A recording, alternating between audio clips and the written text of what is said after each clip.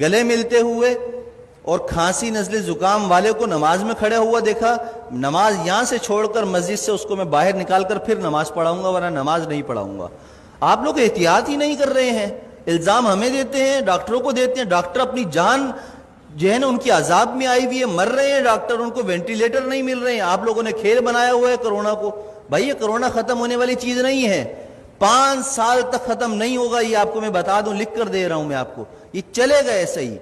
جب آپ سبزی کی دکان پر جا سکتے ہیں، آپ سپر مارکیٹ جا سکتے ہیں، مسجد بھی آئیں، جمعہ پڑھیں، نماز پڑھیں، ڈسٹینس ختم کریں، نماز کے فوراً بعد ڈسٹینس پیدا کر لیں۔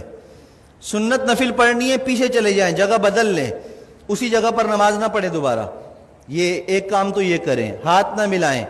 ماسک کا استعمال لازمی کریں، ہر کوئی اپنے پاس رکھے، باہر سے لگا کر آئے، نماز پڑھتے ہوئے اگر کسی کو اتارنا ہے تو اتار لے، لیکن نماز سے پہلے یا نماز کے بعد اگر آپس میں سامنے کھڑے ہوئے بات کرنے ہیں، بغیر ماسک کے کوئی بات نہیں کرے گا۔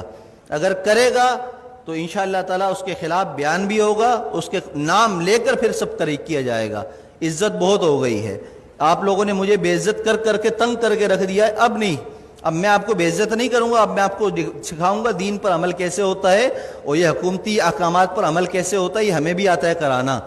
اور اگر اب میرے خلاف کسی نمازی یا کسی نے بھی کوئی درخواست یا کوئی ایسی حرکت کرنے کی کوشش کی تو میں نے وکیل سے بات کر لی ہے، پورے خاندان کو انشاءاللہ تعالیٰ اس کی نسلوں کو تڑپاؤں گا، قانون بھی استعمال کروں گا، اور وظیفے پڑھ کر اس کی نسل کے لیے بد دعائیں بھی کروں گا،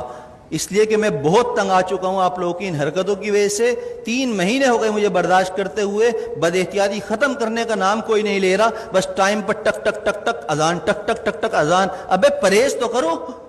جو ڈاکٹر کہہ رہے وہ تو کرو، جو علماء کہہ رہے ہیں وہ تو کرو، اپنے باپ کی بات مانتے نہیں ہو، مولویوں پر انگلی اٹھاتے ہو، شرم نہیں ہے تم لوگوں کے اندر۔ میں نے کہا تھا، ہمارے نائب امام صاحب نے ایک جمعے کو رمضان میں نہیں تھا، تھوڑی سی رکعت لمبی کر دی تو پیچھے 2 لوگوں نے کہا کہ آپ کو نماز پڑھانی ہے، اتنی لمبی نماز پڑھا دی، شرم نام کی چیز نہیں ہے،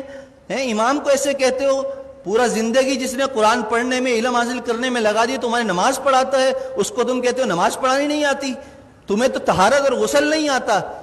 کیسے پیشاب کرنے کے بعد قطرے پاک کرتے ہیں اس کا طریقہ تمہیں نہیں آتا، پانی نہ ہو تو تم مولویوں کو سکھاتے ہو، اماموں کو سکھاتے ہو۔ خدا کے لیے ہاتھ جوڑ کر میں کہہ رہا ہوں، میں وزیر اعلیٰ نہیں ہوں